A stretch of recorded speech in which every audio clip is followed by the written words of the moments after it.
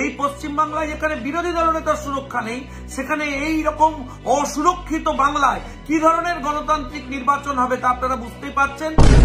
কলকাতা হাইকোর্টের অনুমতিক্রমে শুভেন্দু অধিকারীর যে কর্মসূচি ছিল কুচবিহারে, সেই কর্মসূচিতে সরাসরি তৃণমূল কংগ্রেস উদয়ন গুহর নেতৃত্বে হামলা চালিয়েছে। শুভেন্দু বাবুকে হত্যার পরিকল্পনা করা হয়েছে এবং একাধিক নয় 19টি জায়গায় তার উপর হামলার চক্রান্ত এবং ষড়যন্ত্র করা হয়েছে এবং এর প্রিপারেশন মিটিং পর্যন্ত কলকাতায় সাধারণ সম্পাদকের অফিসে বৈঠক হয়েছে গতকাল। আমরা তার দফায় দফায় প্রশাসনকে জানানোর পরেও কোনো ব্যবস্থা পুলিশ নেয়নি এবং পুলিশের নাকের ডগায় এই সমস্ত জিনিস হয়েছে।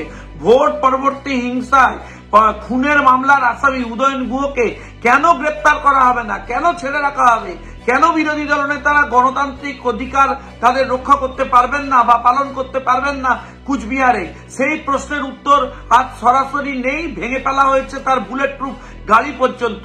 এই পশ্চিমবাংলায় যেখানে বিরোধী দলনেতার সুরক্ষা নেই, সেখানে এই রকম অসুরক্ষিত বাংলায় কি ধরনের গণতান্ত্রিক নির্বাচন হবে তা আপনারা বুঝতেই পারছেন। বহিরাগত রোহিঙ্গা, বহিরাগত বাংলাদেশি, এদেরকে কুচবিহারে নিয়ে এসে ছেয়ে ফেলা হয়েছে এবং এদেরকে দিয়েই আজকে হত্যার ষড়যন্ত্র করা হয়েছিল।